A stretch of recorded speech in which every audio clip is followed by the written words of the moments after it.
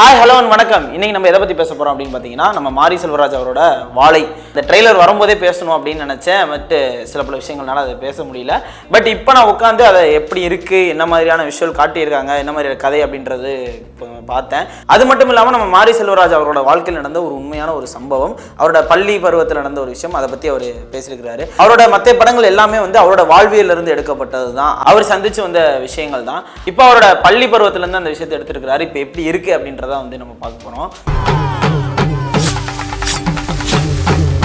ட்ரெய்லரோட opening ஷாட்லேயே வந்து இந்த டைலாக்கோட தான் ஆரம்பிக்கிறாங்க. இந்த மாதிரி இந்த காய் செம்மை அப்படின்ற ஒரு விஷயம் இங்கே மட்டும்தான் இருக்கா, மற்ற எல்லா ஊர்லேயும் இருக்கா அப்படின்னு கேட்கும்போது, ஏன்டா அப்படின்னு அவர் ஃப்ரெண்டு கேட்குறாப்புல. அப்போ வந்து இல்லைடா, இந்த அப்படி ஒரு இல்லாத ஒரு ஊர் இருந்துச்சுன்னா நம்ம அங்கே ஓடி போயிடலாம் அப்படின்ற மாதிரி ஒரு விஷயத்த சொல்கிறாங்க. இந்த காய் செம்மை அப்படின்னா லக்கிங் பிளான்டைன்ஸ் அப்படின்ற மாதிரி சொல்லுவாங்க. இந்த வாழைகளை வந்து கட் பண்ணி அதுக்கான ஒரு வேலைப்பாடுகள் ஒன்று இருக்கும். அதை நம்ம படம் பார்க்கும்போது நம்ம இன்னும் டீட்டெயிலாக நம்ம தெரிஞ்சுப்போம். அந்த மாதிரி விஷயங்கள் வந்து சொல்லுவாங்க. அதுக்கு வந்து எவ்வளோ கஷ்டப்படுறாங்க அப்படின்ற ஒரு கதைக்களம் மாதிரி தான் ஒரு பக்கம் தெரியுது. அப்போ அதை சொல்லும்போது அப்போ அந்த சின்ன பசங்க எவ்வளோ கஷ்டப்பட்டிருப்பாங்க அப்படின்ற மாதிரி தான் அந்த டைலாக் மூலயமாவே வந்து அவர் கன்வே பண்ண நினைக்கிறார் அப்படின்னு நினைக்கிறேன். அப்புறம் இன்னொரு ஷாட்டில் வந்து அந்த வாழை கொலைன்னு இருக்குல்ல, அந்த மொத்த அந்த இதுவும் சொல்லுவாங்க இல்லையா, அதை வந்து அவங்க தூக்கிட்டு ஒரு ஓடையை கிடக்கிற மாதிரியான ஒரு விஷயம் வந்து இருக்கும். அப்போ வந்து எவ்வளோ சிரமங்கள் தாண்டி அதை கொண்டு போய் சேர்க்குறாங்க அப்படின்ற ஒரு விஷயத்த அந்த செகண்ட் ஷாட்டில் வந்து அந்த விஷயத்த வந்து சொல்லியிருப்பாங்க. அவ்வளோ அழகாக அந்த ஃப்ரேம்ஸ் வந்து இருந்துச்சு. அதுக்கப்புறம் தான் இந்த ட்ரெய்லர்லேயே ஒரு முக்கியமான ஒரு டைலாக் வந்து சொல்கிறாங்க. ஏன்னா நம்ம மாரி செல்வராஜ் அவர்கள் வந்து திருநெல்வேலி அப்படின்றது வந்து தெரியும். அந்த சில பல ஏரியாக்களில் அவரோட சொந்த ஊரில் வந்து இந்த வாழைக்கு வேலைக்கு அனுப்புறது அப்படின்றது வந்து ஒரு விஷயமா இருந்துச்சு. ஏன்னா வந்து ரொம்ப பஞ்சம் அப்படின்ற போது இந்த லீவ் நாட்கள்லாம் வந்து பசங்களை வந்து இந்த வேலைக்கு அனுப்புவாங்க. அந்த மாதிரியான ஒரு காட்சி தான் வந்து இதில் வச்சிருக்கிறாங்க. அப்போ அந்த பையன் சொல்கிறாப்புல, இந்த மாதிரி அதுக்கு வாங்கின அட்வான்ஸை போய் திருப்பி கொடுத்துருவா, நான் போக மாட்டேன் அப்படின்ட்டு. நீ அட்வான்ஸ் போய் திருப்பி கூட அப்படினா தரப்பேன். அப்போ வந்து அதில் எவ்வளோ கஷ்டங்கள் வந்து இதுக்கு முன்னாடி அனுபவிச்சிருப்பாங்க, அப்படி அனுபவிச்சிருந்தா இந்த வரிகள் எப்படி இருப்பாங்க அப்படின்றது தான் பார்க்க தோணுது. ஏன்னா நான் போக மாட்டேன்னு சொல்லி கடைசி வரைக்கும் அந்த கதவை திறக்காத அந்த பையனோட அந்த வலியை வந்து அந்த டைலாக் மூலயமா நமக்கு உணர்த்துறாரு. முடியாது முடியாது முடியாது. அப்போ கடைசியில் எப்படியும் வீட்டில் வந்து அடித்து அமுச்சு விட்ருவாங்க. அது எல்லாருக்கும் தெரிஞ்ச விஷயம். நம்மளே வந்து பல வேலைகள் பார்த்துருப்போம். என்னதான் இப்போ இருக்கிற சொசைட்டியில் வாழ்ந்தாலுமே நமக்கும் சின்ன வயசில் சில வேலைகளுக்கு வந்து அமுச்சு விட்ருப்பாங்க. நீங்கள் கிராம சைட்லாம் வந்தீங்கன்னா தெரியும். ஏன்னா நானே சில விஷயங்கள்லாம் போயிருக்கேன். அதே மாதிரி அமுச்சு விட்றாங்க. அந்த ஃப்ரேம் அடுத்த ஃப்ரேம் தான் வந்து இந்த லாரியோட அந்த பேக் டோர் வந்து திறக்கும். எல்லாரும் ஏறதுக்கு வரிசையாக நிற்பாங்க. சின்ன பசங்கள்ல இருந்து இந்த பெரியவங்க வரைக்கும் எல்லாம் வரிசையாக நிற்பாங்க. அதில் தான் நம்ம கலையரசன், திவ்யா அவங்களாம் வந்து நிற்பாங்க. அதை நம்ம அந்த ஃப்ரேமில் பார்க்கும்போது தெரியும். அது மட்டும் இல்லாமல் முக்கியமான ஒரு விஷயம் என்னன்னா, மாமன்னன்ல அந்த கிணத்துல குதிச்ச சில பசங்களாம் இருப்பாங்க. அது உண்மையிலுமே அந்த ஊர் பசங்களை வந்து நடிச்சிருந்தாங்கன்ற சொல்லுவாங்க இல்லையா, அவங்களும் இந்த படத்தில் இருக்கிறாங்க. அதிலும் 2-3 காட்சிகளில் வந்து அவங்க தெரிஞ்சாங்க. பரவாயில்ல, அடுத்தடுத்த படங்களில் நம்ம மாரி செல்வராஜ் அவர்கள் வந்து இந்த மாதிரி யூஸ் பண்ணுறாங்க ஆக்டர்ஸ் அப்படின்ற போது ஒரு அற்புதமான விஷயமா தெரியுது. இப்படி அந்த படத்தோட ஒரு ஒன்லைனையே வந்து ஒரு 4 ஷாட்ல வந்து சொல்லிட்டாங்க அப்படின்னே சொல்லலாம். அதுக்கப்புறம் தான் அடுத்த ஷாட்ல நிக்கிலா விமல் அவங்க வந்து இதில் டீச்சராக வர நடிச்சிருக்கிறாங்க. அதுவே வந்து பல விஷயங்கள் வந்து இப்போ நடந்த வாழை ட்ரெய்லர் அச்சீவ்மெண்ட்ல வந்து சொல்லியிருப்பாங்க. இந்த டீச்சரோட கதை என்ன அப்படின்ட்டு நமக்குமே வந்து ஃபேவரட்டான டீச்சர்ஸ் அப்படின்றது வந்து நம்ம ஸ்கூலில் வந்து இருந்திருப்பாங்க. அவங்க வந்து அந்த அரியா பருவத்தில் ஒரு காதலாக வந்து ஒன்று மலர்ந்துருக்கும். அவங்கள ஃபாலோ பண்ணுறது, அவங்க பண்ணுற சின்ன சின்ன விஷயங்கள், அந்த கர்ச்சிப் திடுறதெல்லாம் வந்து அதிகமாக சொல்லியிருப்பாங்க. நம்மளும் பல விஷயங்கள் வந்து பார்த்துருப்போம். ஆனால் நம்ம எடுக்கிறதுக்கு அந்த தைரியம் வராது, போட்டு பின்னிடுவாங்க அடிச்சு அப்படின்ட்டு.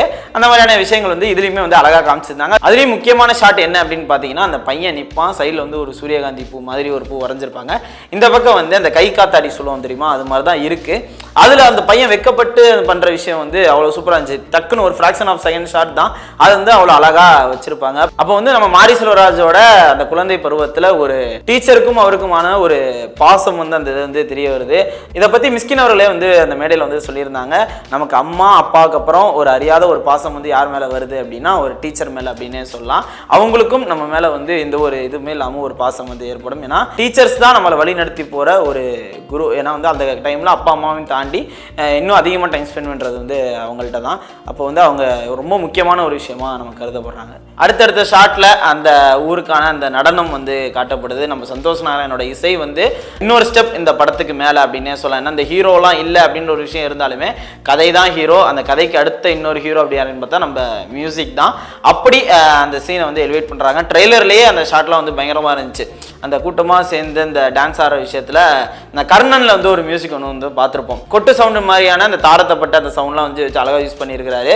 கேட்கறதுக்கு ட்ரெய்லர்லேயே சூப்பராக இருக்குது. அப்போ படத்தில் எப்படி இருக்கும், பேக்ரவுண்ட் ஸ்கோர்லாம் எப்படி ஒர்க் பண்ணியிருக்காரு அப்படின்றது கேட்கறதுக்கு ஒரு ஆர்வமாக இருக்குது அப்படின்னு சொல்லலாம். அடுத்த ஷாட் என்ன அப்படின்னு பார்த்தீங்கன்னா, வழக்கம் போல நம்ம மாரி செல்வராஜ் அவர்கள் படத்துலையும் பாரஞ்சித் படத்துலையும் வந்து அதிகமாக காட்டக்கூடிய ஒரு விஷயம் என்னன்னா, அம்பேத்கர் அவரை வந்து ஒரு இதில் காட்டுறாங்க. இது வந்து அந்த பேப்பர் கட்டிங்கில் வந்து காட்டுவாங்க. அவர் கட் பண்ணி அழகாக ஒட்டிக்கிட்டு இருப்பாரு. அந்த கட் பண்ணி ஒட்டுறதுக்கு முன்னாடி அந்த ட்ரங்க் பெட்டியை திறக்கும்போது அதில் இன்னும் 3 பேரோட பேப்பர் கட்டிங்ஸ் வந்து இருக்கும். நம்ம கம்யூனிஸ்ட் அந்த இதை காமிச்சிருப்பாங்க. அதுக்கப்புறம் வந்து மார்க்ஸ் இருப்பாரு, லெனின் இருப்பாங்க. இப்படி சின்ன வயசுல இருந்தே நம்ம மாரி செல்வராஜுக்கான அந்த திங்கிங் வந்து அப்பையில இருந்தே அவங்கள படிச்சு தெரிஞ்சுக்கிற ஒரு விஷயம் வந்து ஆரம்பிச்சிருச்சா என்னன்றது தெரியல. லேட்டரா அவர் வந்து அந்த படத்துக்கு அப்புறம் அந்த ஷாட்டை பத்தி அவர் பேசுவாரோ, அந்த ஷாட்டை பத்தி அவர் சொல்லுவாருன்னு நான் நினைக்கிறேன். பார்க்கலாம் இந்த ஷாட்டை பற்றி சொல்கிறாரா, இந்த தாட்லாம் எப்போ ஆரம்பிச்சது, எப்போ இந்த அம்பேத்கர், லெனின், மார்க்ஸ்லாம் வந்து எப்போ படிக்க ஆரம்பிச்சாரு அப்படின்றதெல்லாம் வந்து பார்த்ததுக்கப்புறம் அவர் சொல்லுவார்னு நினைக்கிறேன். பார்க்கலாம் படம் வந்ததுக்கப்புறம். அதுக்கப்புறம் ட்ரெய்லரோட ஃபைனல் ஷாட் ஓடாதலை அப்படின்னு சொல்லும்போது இந்த வாழையை அது உள்ளே தூக்கி போட்டுட்டு அவங்க அம்மாவோட பேக் சவுண்ட் கேட்கும், போ எங்கேயா போய் செத்துற. அப்போ ஏதோ ஒரு விஷயம் நடந்திருக்கு. அப்போ அந்த பையன் வந்து தண்ணீரை குதிக்கிறான். அது வந்து ஒரு எதிர்பார்க்காத ஷாட் அப்படின்னே சொல்லலாம். ஏன்னா வந்து அந்த தண்ணீர் விழுந்ததுக்கப்புறம் தான் வாழைன்னு போட போகிறாங்க போல. அவன் வந்து ஏதோ ஒன்று இருக்காண்டி அந்த வாழைனால தானே அப்படின்னு சொல்லி வாழையை தூக்கி போடுறான்னு நினச்சேன்.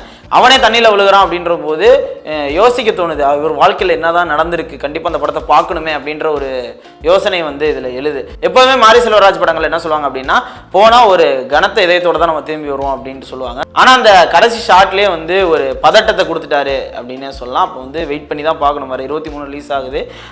போய் பார்த்து எப்படி இருக்குது அப்படின்றத வந்து நான் இன்னொரு வீடியோவில் சொல்கிறேன். அன்டில் தென் உங்களோட வந்து நான் விடைபெறேன். ஓகே டாட்டா, பை பாய்.